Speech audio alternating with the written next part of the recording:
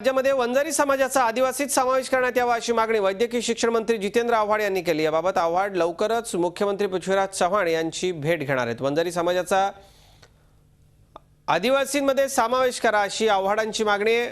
आव्हाड हे वंजारी समाजाचं प्रतिनिधित्व करतात। नाशिक जिल्ह्यातल्या सिन्नर तालुक्यात त्यांचं मूळ गाव आहे। आपल्याबरोबर स्वतः जितेंद्र आव्हाड आहेत, आपण त्यांच्याशी बोलूयात।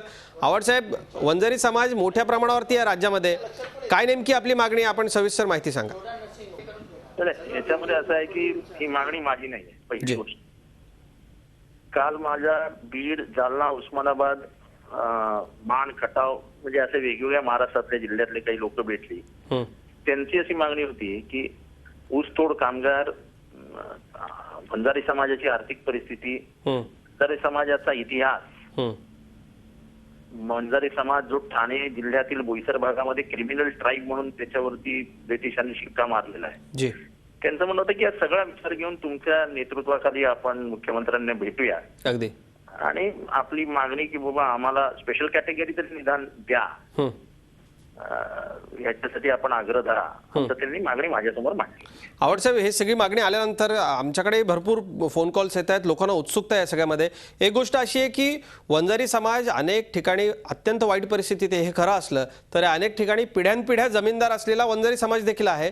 या सगळ्याच्या संदर्भामध्ये काय नेमकी आपण मांडणी करणार आहात राज्य सरकारकडे जाताना? लोकांना ते ऐकायचं, त्याची उत्सुकता आहे। असं आहे की वंजारी समाजाचं पर्सेंटेज जर विचार केलं तर फार कमी लोकांना माहिती असेल की वंजारी समाजाचा जो अल्पभूधारक आहे तो 100 वर्षापूर्वी मुंबईत आला आणि हमालीचा व्यवसाय हा वंजारी समाजाच्या नावावर आहे। अगदी म्हणजे तुम्ही स्टेशनवर कुठल्याही हमालला कधीही नाव विचारलं किंवा जात विचारली तर तो पटकन वंजारी समाजाचा असल्याचं आपल्याला लक्षात येईल।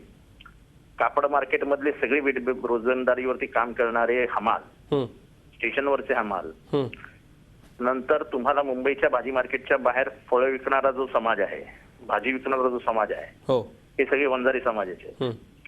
तुम्ही जर टोटल असेसमेंट केली समाजाची तर तुम्हाला आजही बीड जिल्ह्यातनं आणि त्या परिसरातनं सांगली, साताऱ्याकडे ऊस तोडणीसाठी जाणारे जर कामगार कुठले असतील जे आपला संसार पाठीवर घेऊन फिरतात ते वंजारी समाजाचे आहेत। म्हणजे 10% लोकांच्या जमीनदारीसाठी 90% लोकांना इतर सोयी सुविधांपासून वंचित ठेवणे हा त्यांच्यावरचा अन्याय आहे। आम्हाला कोणाचंही काढून काहीही नकोय, मी या एकदम विरोधात आहे।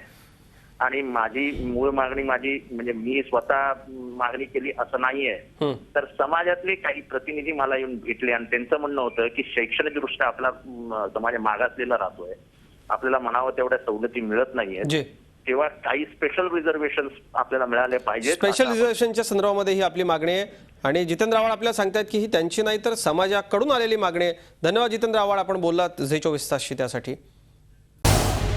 झी24 तास रहा एक पाऊल पुढे।